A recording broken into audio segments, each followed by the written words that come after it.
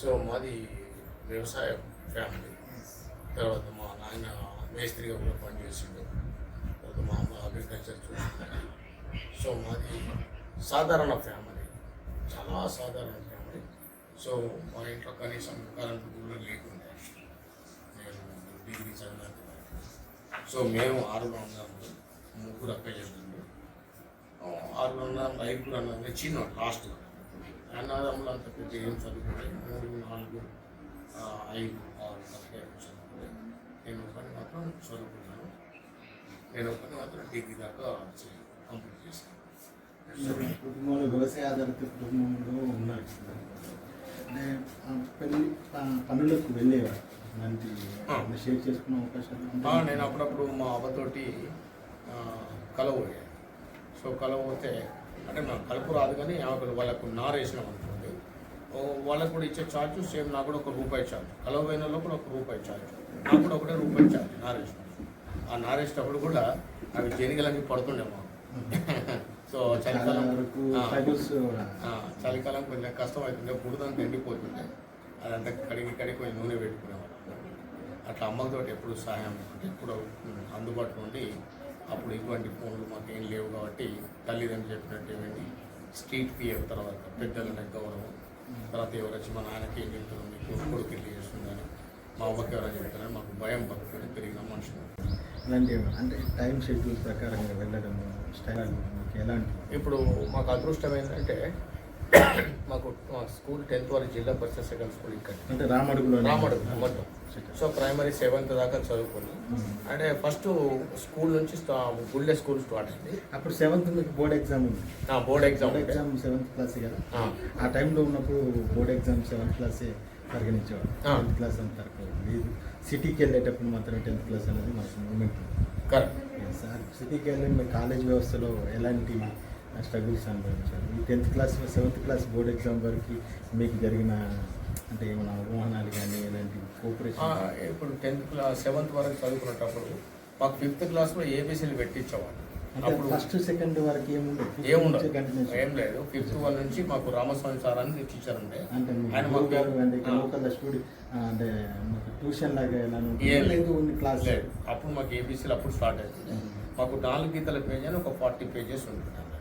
ఆ 4 గీతల పేజీలో ఒకసారి ఒక ఆయన పెట్టిస్తే ఆ ఏని ఒక లైన్ అంతా రాయాలి, తర్వాత బి పెట్టిస్తే బి, అట్లా మాదంతా ప్రాక్టీస్ అట్లా ఏబిసిడి నుంచి ఉండేది. సో మాకు సబ్జెక్టు అక్కడ నుంచి ఉంటుంది.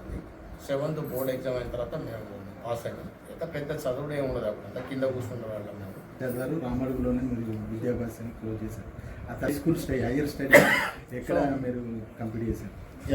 మార్క్స్ వచ్చినాయి. ఈరోజు కూడా నాకు మెమో ఉండేది.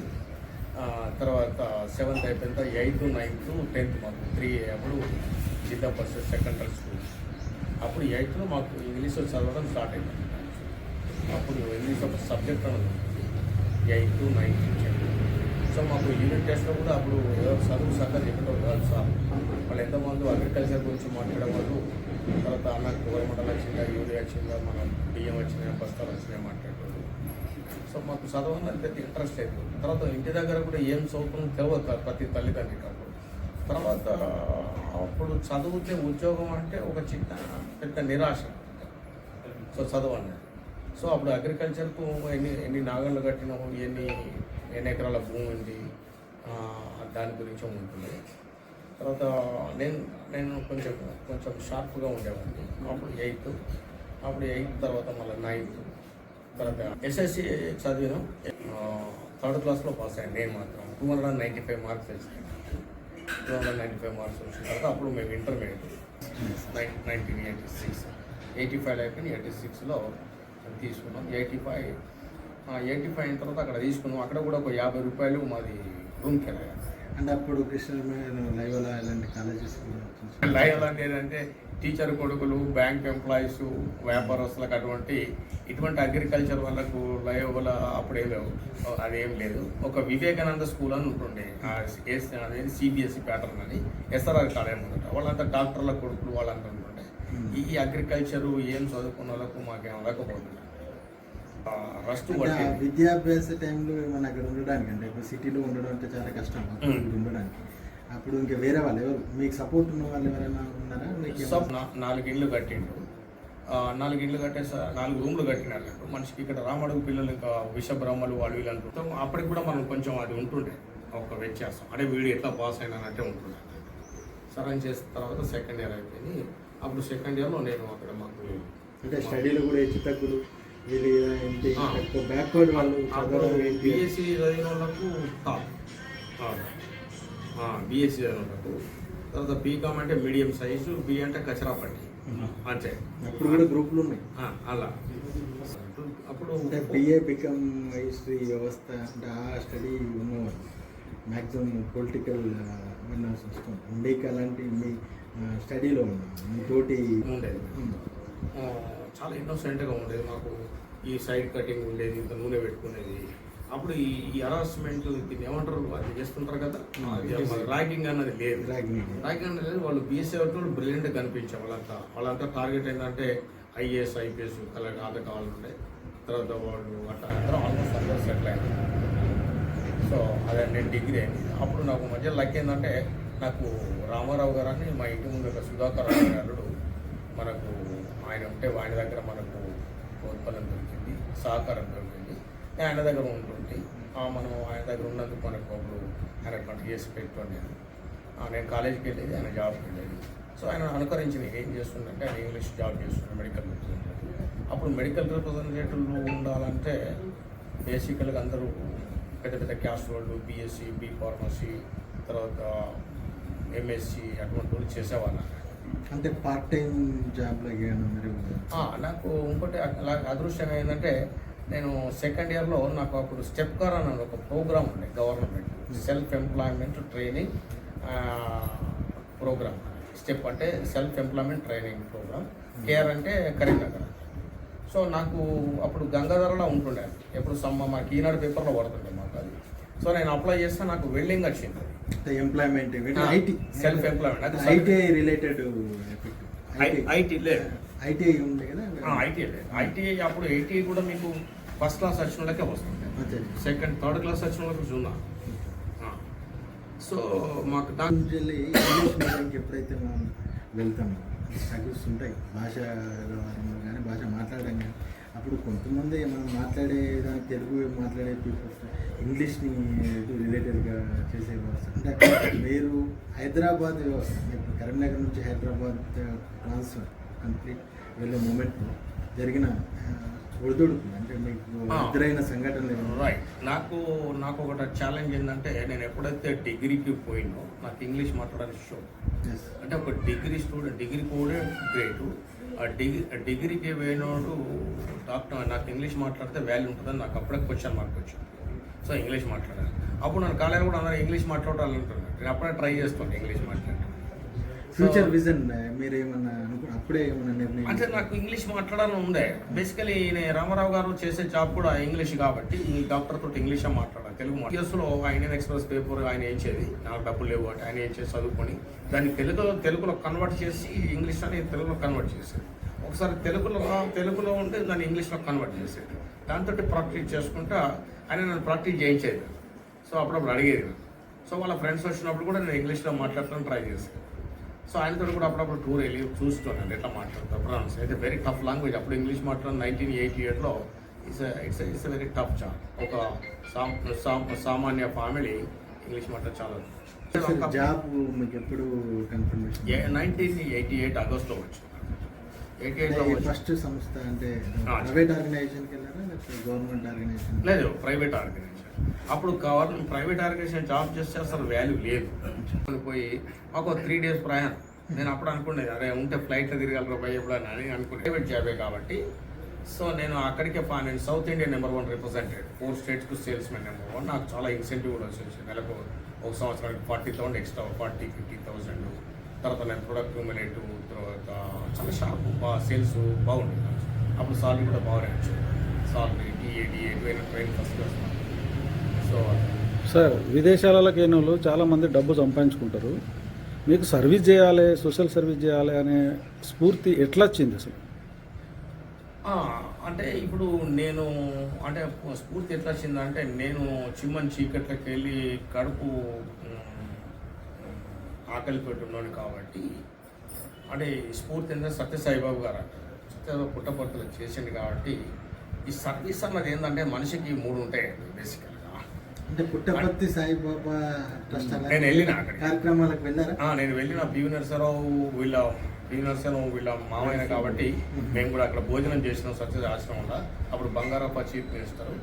ఆయన సర్వీస్ ఏంటంటే సెంట్రల్ గవర్నమెంట్ తోటి ఛాలెంజ్ చేసి మొత్తం రాయలసీమలో ప్రతి ఇంటికి నిలిచింది.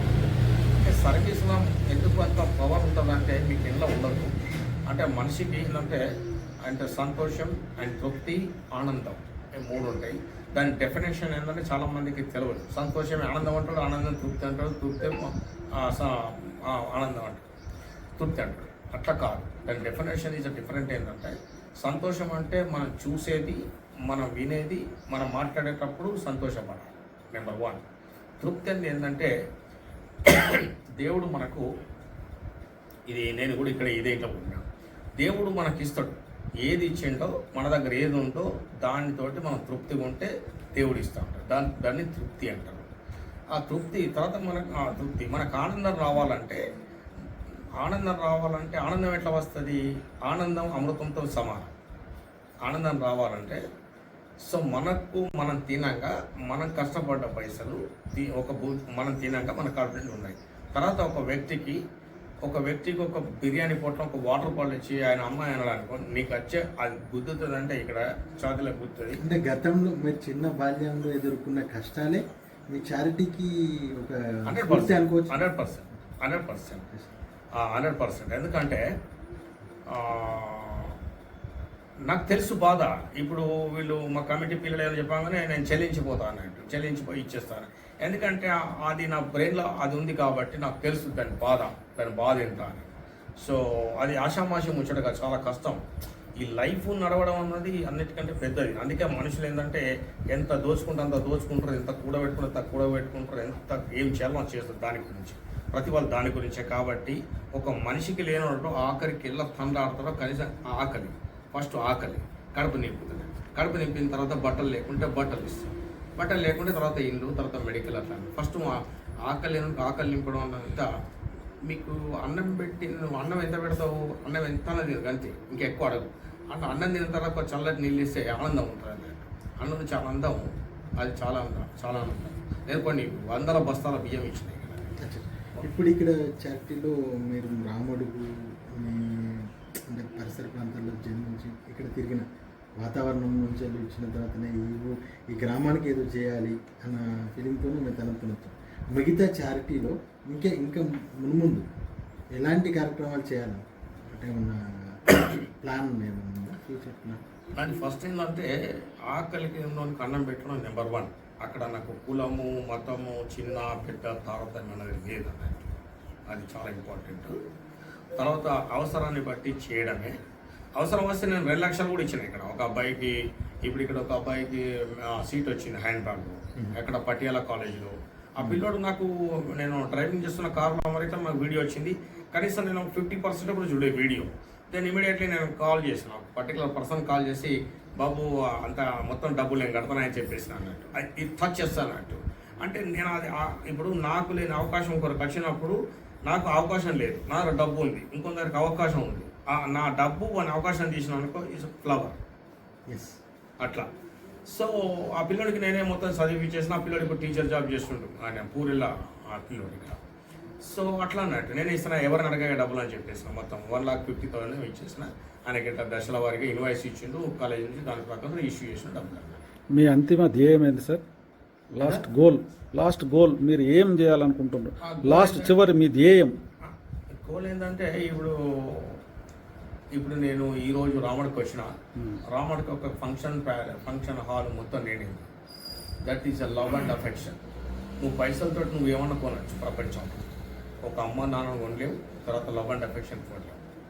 ఆ రెండింటి ఇప్పుడు అమ్మ నాన్న చనిపోయింది కాబట్టి నేను love and affection is a goal. That is my asset, that is my property, that is my achievement. అంటే ఇంత సేవ చేసి పొలిటికల్ ఏమైనా రావాలనుకుంటున్నారా? పొలిటికల్ అంటే ఏంటంటే నాకు ఇష్టం ఉండదు పొలిటికల్. బేసికల్గా నేను ఈ దేశస్తుని కాదు, నేను అమెరికన్ కంట్రీ పౌరసత్వం తీసుకున్న వాటి మాకు ఇక్కడ ఓటు వేయరాదు, పొలిటికల్గా నిలబడదు, అగ్రికల్చర్ ల్యాండ్ చేయరాదు. తర్వాత నాకు ఎలాంటి ఇంట్రెస్ట్ లేదు.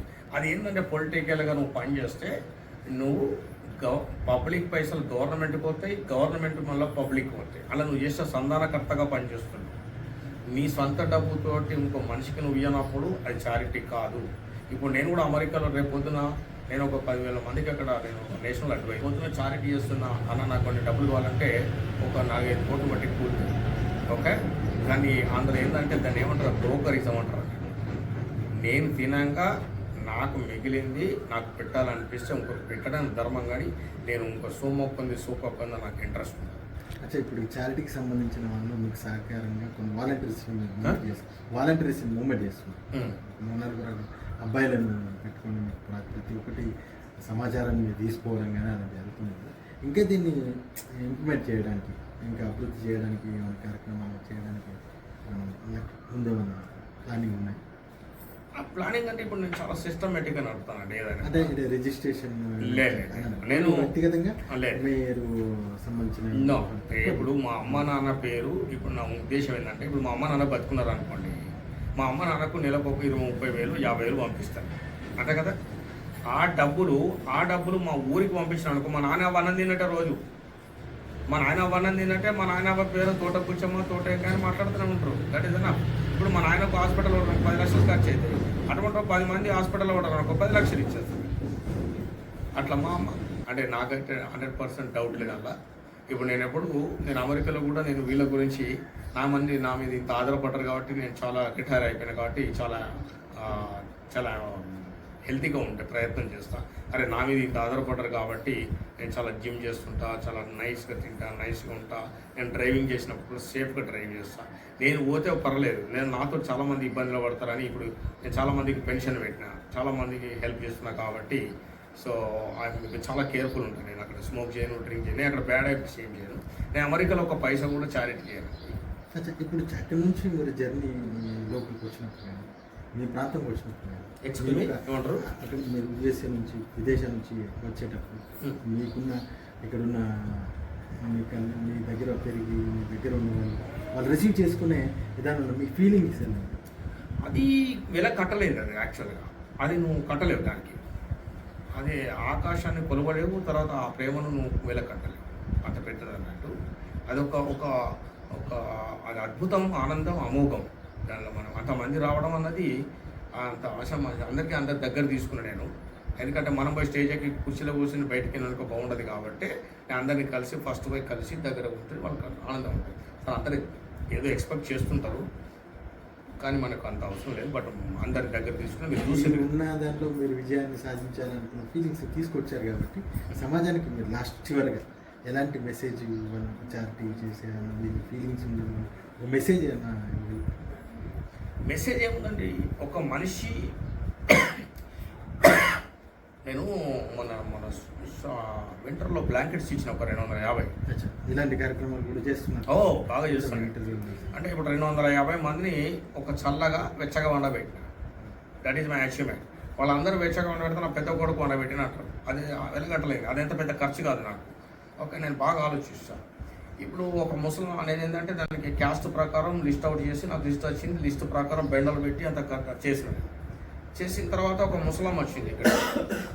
ఆమె వచ్చింది, ఆమె ఏదో రీజన్గా ఆమెది మిస్ అయిపోయిన తర్వాత ఆమె అక్కడ కూర్చున్నది.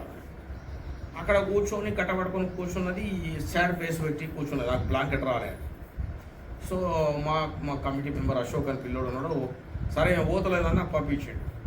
చూసిన నేను వెళ్తే ఎప్పుడు కాన్స్టెంట్గా రెడీ ఉంటాను, నాకు వేరే హ్యాబిట్స్ ఉండవు అక్కడ. సో చూస్తే ఏంటంటే సార్ పోతలేదు సార్ అని చెప్పి, సరే ఒక బ్లాంకెట్ అని చెప్పాను. అయితే ఆమె బ్లాంకెట్ ఇచ్చే ముందు పంపించిన పిక్చరు నువ్వు మళ్ళీ పిక్చర్ తీసుకోమని చెప్పిన అబ్బాయి అశోక్. మళ్ళీ పిక్చర్ తీసుకుంటే ఆ ఫేస్ ఒక ఫ్లవర్ లెక్క బల్బు లెక్క ఎగిరింది. నా పిక్చర్ ఉంది, కావాలంటే మీకు ఇస్తాను. అది యాక్చువల్గా నేను అలా పెట్టుకోవాలనుకున్నాను, వాట్సాప్ అలా పెట్టుకోవాలనుకున్నాను. అంత మంచిగా అనిపించాను. ఆ ఫేస్ నేను 2 సార్లు చూస్తే అట్లా ఒక సాడ్ ఒక మనిషి తృప్తి పెట్టిన ఆనందం ఇంకెక్కడ లేదండి.